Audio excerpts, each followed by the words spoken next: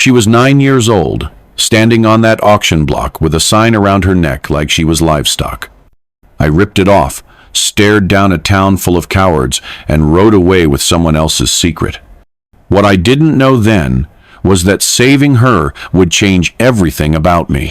A shocking revelation comes next. But before we uncover the truth that shook the entire frontier, make sure to hit that subscribe button so you don't want to miss more stories like this.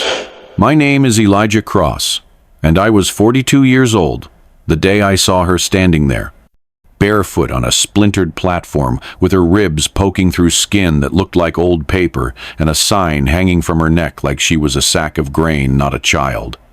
I had ridden into Dustwell for seed, some wire, maybe a pint of kerosene, if the store still had any, but instead I found myself frozen, in the middle of that sorry excuse for a town square, staring at a girl who couldn't have been more than 9, her eyes dull but too proud to cry. The sign said, "Property of no one, sold to anyone," and the crowd around her laughed like that was clever instead of cruel. The auctioneer had a voice like gravel, and a face like someone who'd never lost a minute of sleep doing the devil's work. $5, he shouted. $5 for the orphan, the stray, the leftover child with no name and no claim. A man with whiskey breath and a twisted hat offered a coin and a promise of work she'd never be paid for. Another said he'd trade half a bottle and a piglet. The girl just stood there, arms stiff at her sides, like she'd long since stopped hoping someone would stop it. No mother came running, no father with fists raised. Just heat and dust and the scrape of boots as people stepped closer to get a better look at something broken. I should have walked away. I told myself that a dozen times in the space of one breath. This wasn't my business. She wasn't my kin. I didn't need the kind of trouble that came from interfering with men who saw humans as livestock. But something about the way her shoulders held firm under that sign, the way she looked past the crowd instead of at it, hit me like a memory I hadn't asked for. I remembered another face once, my little sister's, pale and scared after a beating she didn't deserve. I couldn't help her back then, but I could help this one. Before I even knew I was moving, I was dismounting, walking through the jeers, my boots loud on the boards, my hand reaching for that sign. The auctioneer shouted something behind me, but I didn't hear it. All I heard was the rip of the rope as I tore the wood from her neck and said to the girl in a voice that didn't feel like mine, "You got a name?" Her lips cracked as she opened them. "Willa," she whispered. And just like that, she was mine to protect. I didn't come to Dustwell looking for ghosts, but that town had a way of pulling them out of a man whether he liked it or not. The sign outside the feed store was hanging crooked, the hitch posts were loose, and the saloon still reeked of sweat and spilled sins that had soaked into the floorboards decades ago. I tied up my horse, a mare too old for anything but steady footing, and adjusted my hat against the sun that seemed determined to burn the last bit of decency out of everything it touched. My name's Elijah Cross, and I was 42 the summer I walked into Dustwell with nothing but a worn list in my coat pocket and an ache in my back that came from sleeping too long on hard dirt. The plan was simple. Get seed, some fence wire, maybe a jar of peach tobacco if old Gilby still carried it, and head back to the ranch before the sky turned the color of dried blood, like it always did around sunset. But fate's got a habit of setting fires in the middle of your well-laid plans. I hadn't made it more than 20 feet past the smithy before I heard the crowd and saw the platform, and right there in the middle of it all was the kind of sight that makes a man forget what he came for. A girl, small and sunburned, with her hair in knots and her arms folded like she was daring the world to try her. That sign around her neck was the ugliest thing I'd ever seen. Not the wood or the words, but what it meant.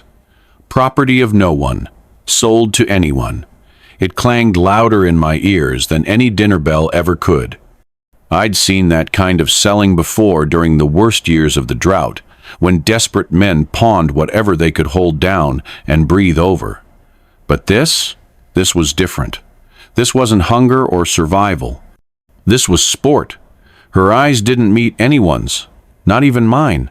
But there was something in them, a quiet steadiness that pulled at something old and rusted inside my chest. I'd buried that part of myself long ago, under layers of silence, and the kind of loneliness that settles into your bones like winter. But her stare cracked it clean open. I didn't come looking for trouble. I didn't come to be a savior, but there she was, and there I was. And somewhere between the dust and the heat and that God-forsaken sign, something in me remembered how to care. $5 and a bottle of whiskey, that was all it took for a man in a torn vest and liquor-slicked breath to claim ownership of a child like he was buying a second-hand mule. And the worst part was how easy it rolled off his tongue like he'd done it before, and would do it again without blinking. The crowd chuckled. Boots scuffed the dirt. Someone hooted from behind a wagon, and the auctioneer slapped the gavel against a crate like it mattered, like any of this held weight beyond shame. The girl didn't move, didn't flinch, didn't cry, just stared somewhere past the ridgeline like she had trained her soul not to be present when her body was traded. I watched the man pass the bottle with a grin too wide to be sober and slap coins into the auctioneer's palm like it was a game they played every Saturday. That was the moment the sickness set in my gut, that low crawl of heat that comes when your conscience starts to stir like a sleeping hound who hears danger in the distance. I stood still, my fingers twitching at my side, the reins still looped in my hand, my shadow falling across the edge of that stage like a line in the sand. Maybe they thought I was another bidder, come late to the show. Maybe they thought I was too slow to act. But I waited for the exchange to be made, for the last laugh to fade, and then I moved. No words, no warning, just one step after another, like I was walking into a storm I already knew the shape of. I dismounted slow, letting my boots hit the dirt with the kind of weight that made people pause mid-laugh. The girl looked at me then, not with hope, not even curiosity, just a flicker of recognition, like something in me matched something in her that hadn't died yet. The man who'd won her staggered forward, arm already outstretched, ready to claim his prize, but I stepped between them like I belonged there. He blinked, confused, mouth open like he might argue, but nothing came out. I reached up and tore the sign from her neck, the rope fraying in my grip, and tossed it into the dust where it belonged. Then I turned to her and said it plain, so everyone could hear, "She's not yours. She's not anyone's. Not anymore." And just like that, the wind shifted. The rope snapped easy under my fingers, dry and frayed like it had been tied too many times on too many necks, and when the sign hit the dirt with a hollow thud, it felt like something else fell with it. Something invisible but heavy, like a lie unraveling right in front of their eyes. I didn't say much, just turned and faced that crowd like I had all the time in the world, and let the words drop from my mouth like stones in a still pond. "This isn't property," I said, loud enough that even the men at the back, the ones half hidden in shadow pretending not to care, couldn't pretend they hadn't heard me. "This is somebody's child." The air around us froze like a pond in the first hard frost, and for a second, not one damn soul moved. You could hear a fly buzz near the saloon door, and the creak of an old man's chair on the porch, but not a word from anyone. I looked at each face, slow and steady, from the auctioneer still clutching his coins like they were holy, to the drunk with his bottle half raised and his mouth half open. Some looked down. Some narrowed their eyes. A few had the nerve to look angry, like I was the one upsetting the order of things. But no one stepped forward. No one reached for her. The girl stood beside me like a shadow, still unsure it was safe to stretch. Her hands clenched at her sides, dirt streaked down her cheeks where tears had dried long ago. And though she didn't cry now, I could feel her watching me like she was waiting to wake up. I didn't touch her, just stood near enough to block the sun and the shame. Someone coughed, a horse snorted, but the silence stayed. I could feel it pressing down on my shoulders like judgment or grace. A man in a vest muttered something I couldn't hear and backed into the crowd. The drunk stared at the bottle like it had betrayed him. I knew what they were thinking, every one of them. That I was a fool, that I'd made trouble I didn't need, that they'd remember this and make me pay for it. Maybe they were right. But right didn't matter when a child had a noose of wood and rope strung around her throat and no one else willing to cut it. I stared them all down and waited for someone to argue. No one did. And in that stillness, something shifted that couldn't be undone. The first voice came sharp and slurred from somewhere near the back, calling me a fool loud enough for the whole square to hear, and it cracked the silence like a whip, breaking whatever spell had frozen that miserable little crowd in place. Then came the others, one by one, angry and mocking, like men bark when they're too scared to bite. "She ain't yours," one shouted. "You'll bring trouble," said another. Spit landed near my boot, and I saw two hands drift toward belts, not quite on their pistols, but close enough to mean something. I didn't flinch. I didn't even blink.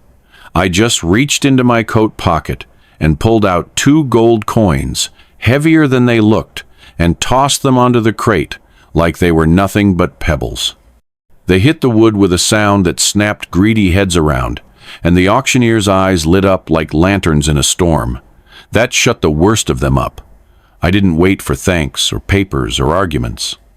I stepped over the sign I'd torn down and turned to the girl who was still standing where I'd left her, arms stiff, breath shallow, as if movement might wake a worse fate. I crouched low, hands open. "Let's go," I said soft, like I would to a skittish foal. She didn't move for a second, just looked at me like she was measuring the risk. Then she nodded once and let herself be lifted into the saddle like she weighed nothing at all. Her body didn't relax, not even when the mare shifted under us, but her fingers found the edge of my coat and held on, not tight, just constant, like an anchor in rough water. I swung up behind her, one hand on the reins, the other across her back, not to restrain her, but to remind her she wasn't alone now. The town kept barking, but none of them came closer. They all had their lines, their insults, their curses, but none of them had the nerve to step forward. I guided the horse out slow, eyes on the road, ears tuned to the silence behind us, the kind that follows when men realize they've just witnessed something they'll talk about for years but never admit made them feel small. She didn't speak, didn't blink, just held on like her life depended on it.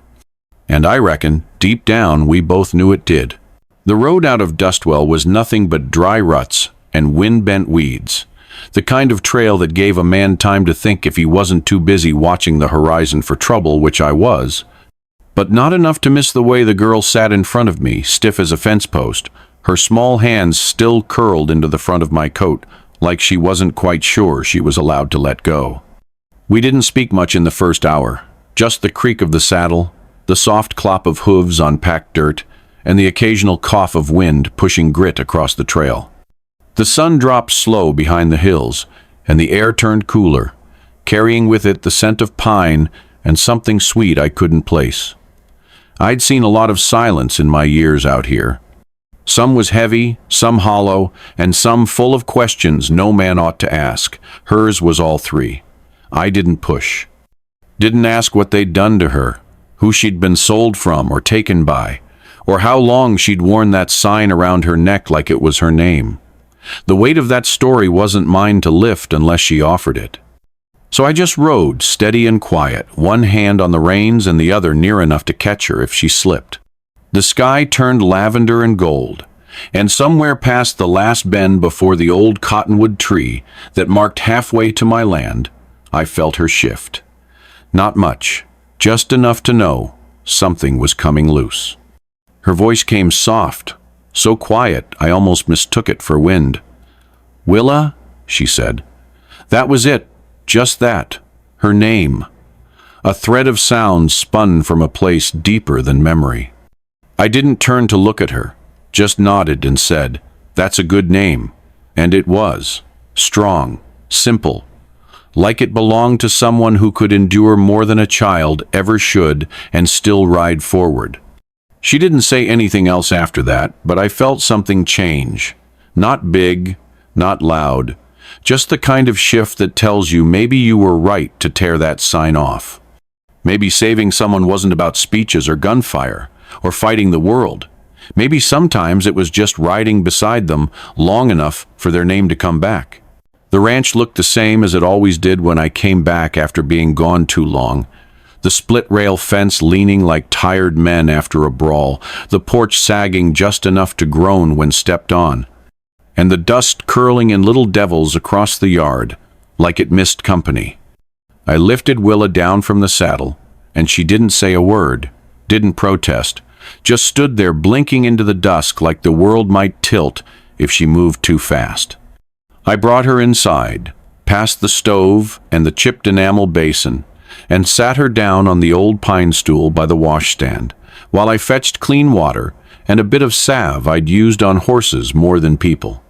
She sat still, hands in her lap, back too straight for comfort, like she was waiting to be struck and didn't want to make it easier. When I asked if I could clean her up, she gave the smallest nod, not quite trust, but something that looked like surrender.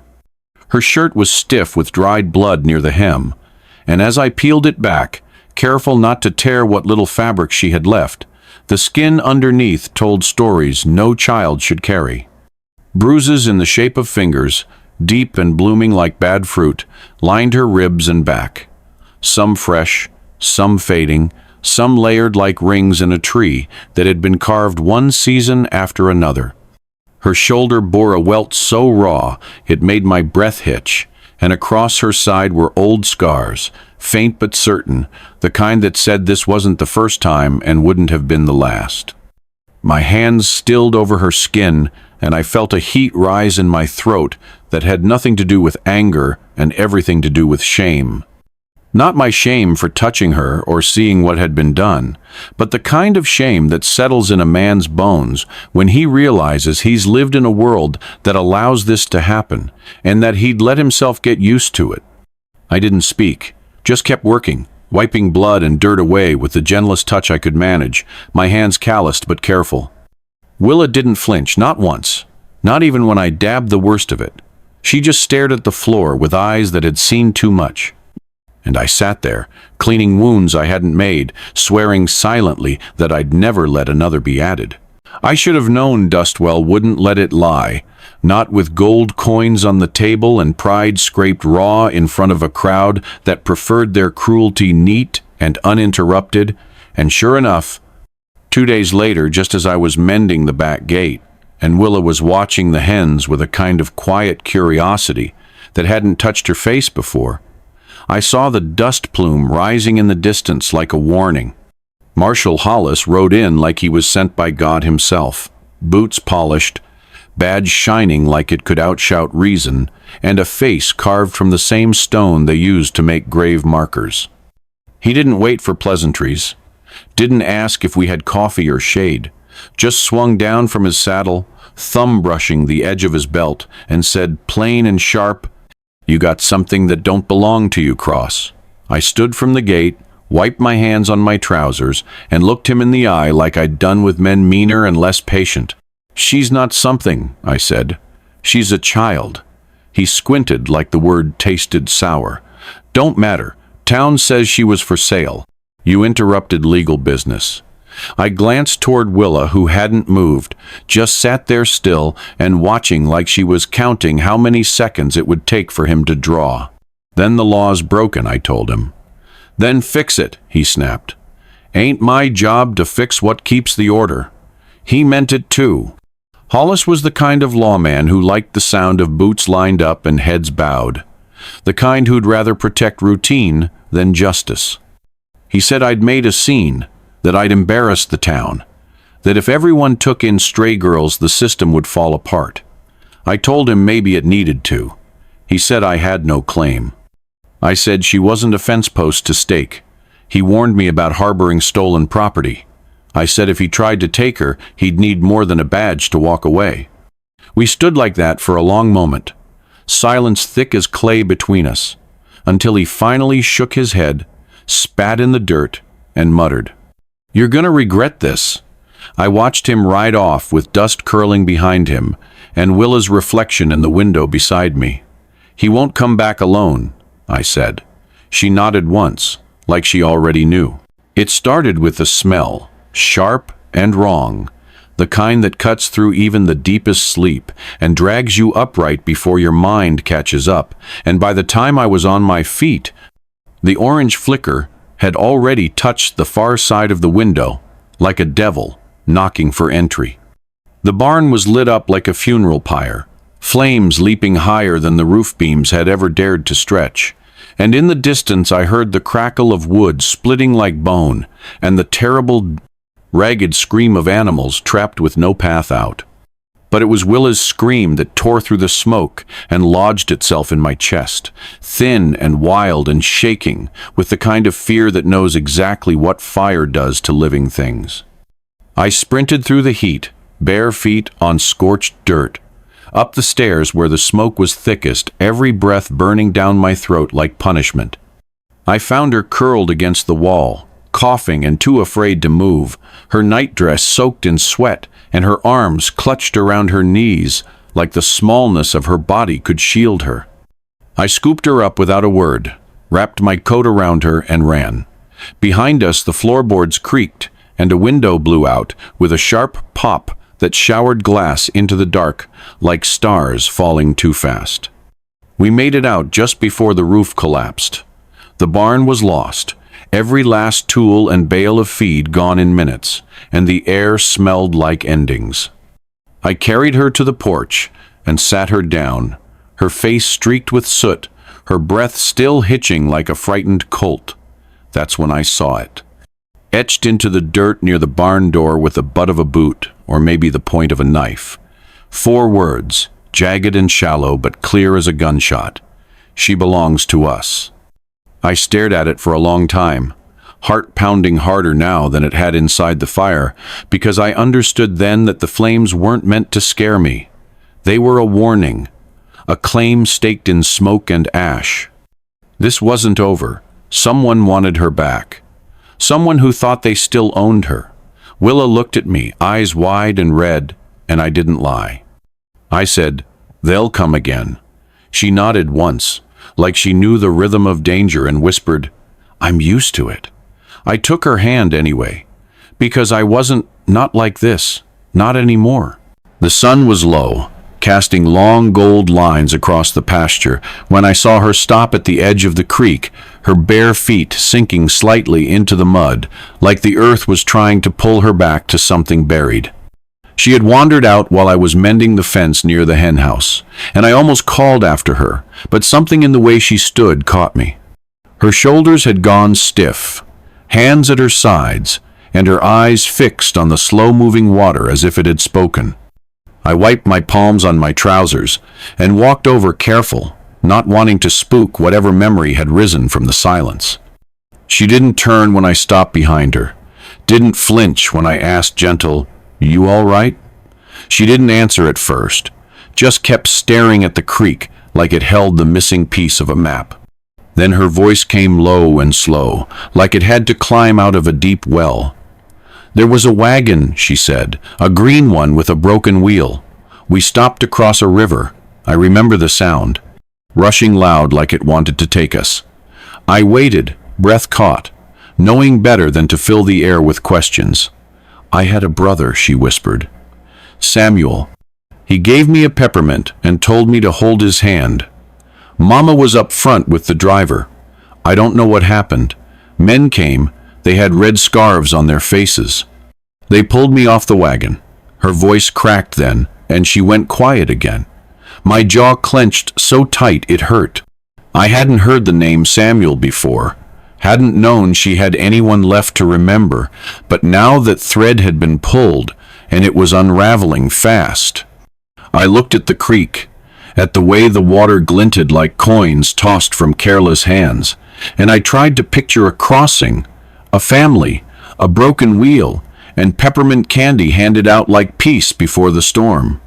It wasn't much, but it was more than we'd had. A river, a wagon, a brother. I crouched beside her and said, "You think you could show me more? Maybe draw it?" She nodded, eyes still locked on the current. "I remember his face," she said. "He had a freckle by his eye. I think he tried to find me. I didn't say what I thought, didn't say what kind of world we lived in, only whispered, 'Then we'll find him first.'" We left at first light, before the sun had finished stretching across the hills, before the wind had chosen which way to blow, with nothing but a canteen, a saddlebag of jerky and oats, and a name that tasted like splinters in my mouth every time I said it out loud. Mason.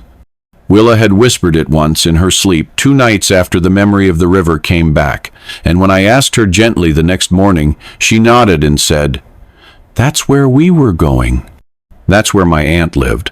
It wasn't much, just a town, half a state north with nothing on the map but a faint dot and a logging road, but sometimes a dot is all you need to hang hope on. She sat the horse better now, not relaxed, but steady, like riding forward meant something, like every hoofbeat was a heartbeat she was reclaiming. We passed through towns where no one spoke unless money changed hands, places that smelled like rust and abandonment, where shutters flapped in the wind and men watched from porches with suspicion carved into their bones. The skies turned against us for a stretch, cold rain slapping the trail sideways, and twice we slept under rock overhangs with the fire barely lit, her back pressed to mine for warmth. She didn't complain, didn't whimper, just pulled the coat tighter around her and looked at the road like it might offer an answer if she stared long enough.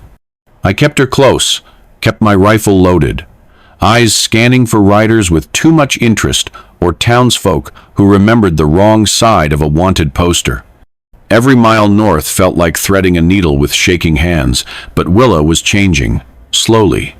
The quiet had softened in her, like the silence was no longer a hiding place, but a space where things could bloom. One night she asked if I thought Samuel would remember her face. I said there wasn't a chance in hell he'd forget. Another evening, she sang a few lines of a lullaby I didn't recognize, her voice cracked but certain, like the melody had waited inside her for the right moment.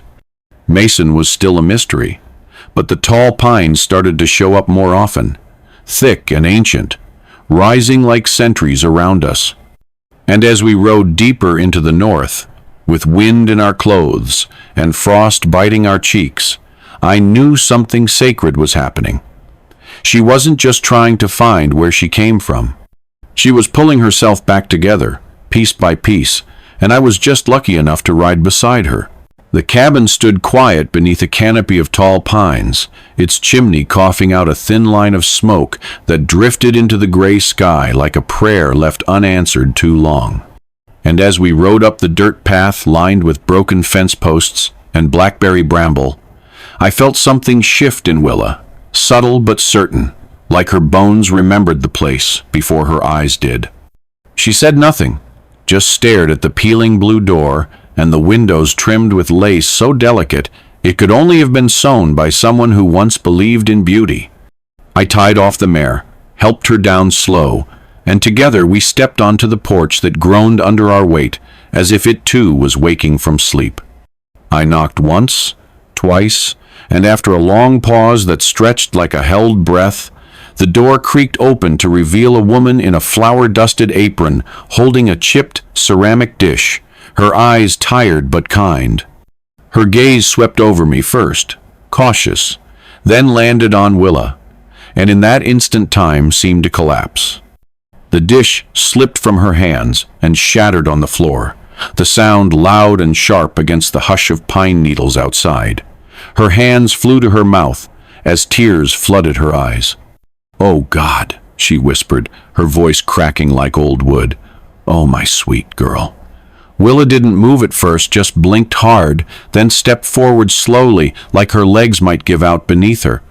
I turned to look behind the woman, and there it was, hanging from the rafters above the hearth like a banner left behind after a battle, the red quilt Willa had described in her sleep more than once, with its patchwork of roses and stars, and one square that had always been crooked because her aunt had sewn it in the dark during a storm.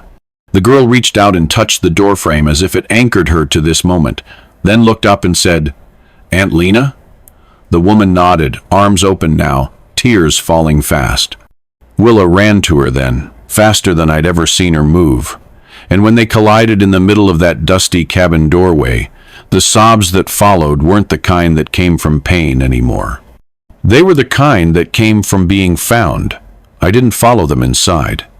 I just stepped off the porch, tipped my hat to no one in particular, and stood still as the wind carried the sound of a family sewing itself back together.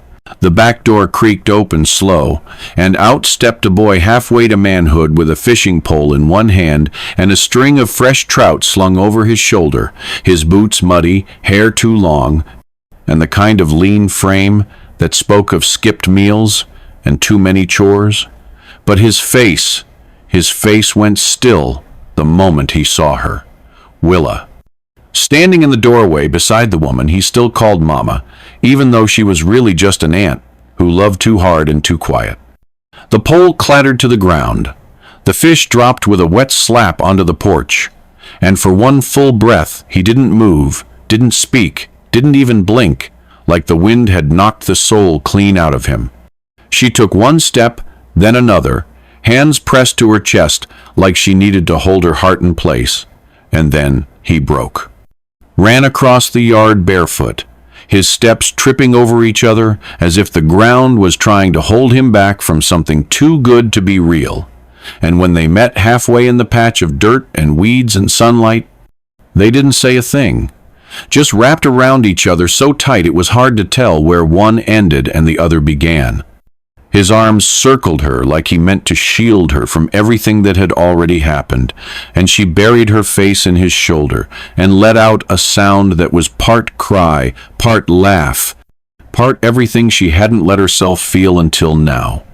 I stood back, near the fence, hands loose at my sides, throat tight in a way I hadn't felt since the day I buried my sister. Lena pressed a hand over her mouth again, watching from the steps, eyes glistening, and I could see her mouthing a prayer, or maybe just a thank you she didn't have words for.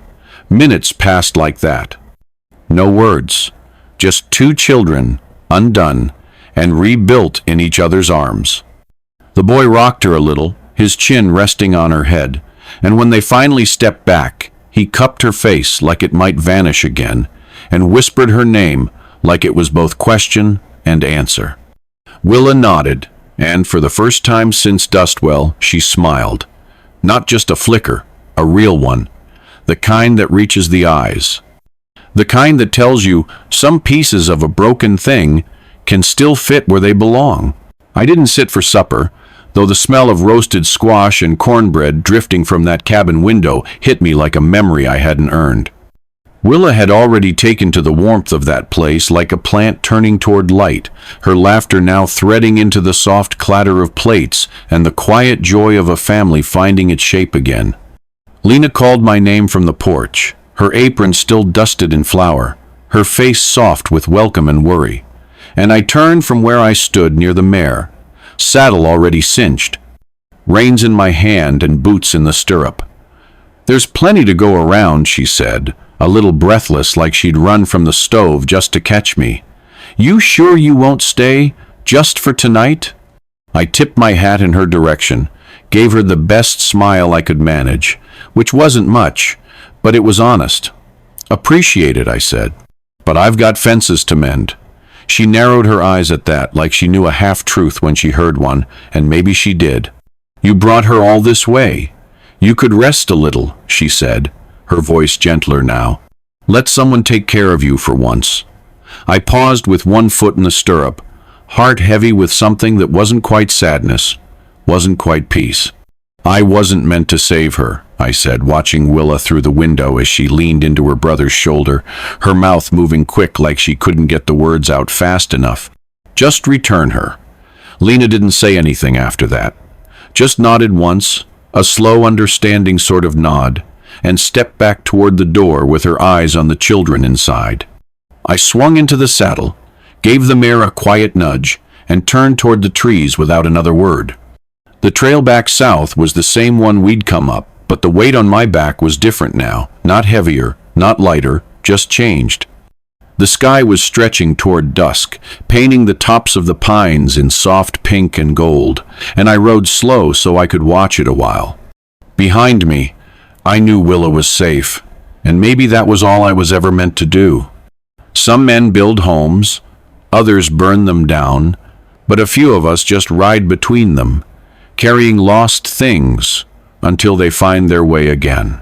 The road to my old ranch hadn't changed much, still wound tight around the hills like a ribbon tied by tired hands, and the fence posts I'd once hammered one by one now stood taller, straighter, with fresh nails that gleamed in the Sunday. Willa rode beside me, older now, stronger in the shoulders, with a little girl tucked in front of her on the saddle. The child's boots swinging over the side and her curls catching every beam of light like they were made of it. They had asked to come. Willa and her daughter said they wanted to see the place where her life had turned, where the road split between lost and found. I hadn't been back myself in years, but something about the way Willa said it made me saddle up without question. We arrived just past noon, and the ranch stood there waiting, not grand or proud, but sure of itself, the way an old dog waits on a porch for the only person it ever trusted. The barn had been rebuilt, not fancy but strong, and the gate swung easy in the hand, oiled and sound. I saw her eyes take it all in, slow and wide, the same way they'd scanned the world when she was a child, trying to decide which parts were safe. And then she looked to the porch, where two things hung side by side, like they'd been waiting for her. The red quilt, washed and mended, draped over the rail just as it had in her aunt's cabin, and next to it, my old saddle, worn but proud, leather cracked from years of storms, and Sunday, above it all, carved deep into a plank of cedar and smoothed by time and weather, was a single word I'd etched myself before I rode away. Family. No name, no date, just the one thing that ever really mattered. Willa stepped onto the porch and laid a hand on the quilt, fingers tracing the crooked star patch she'd once dreamed of, and her daughter asked softly, "Mama, is this where the story started?" Willa looked at me for just a second, her smile quiet and full of something that didn't need saying. "No," she whispered. "This is where it turned." The wind moved through the trees like a sigh, and I sat on the step, hat in my hands, heart full in a way it hadn't been for a long, long time. Some places aren't just where things happened. They're where you became who you were meant to be.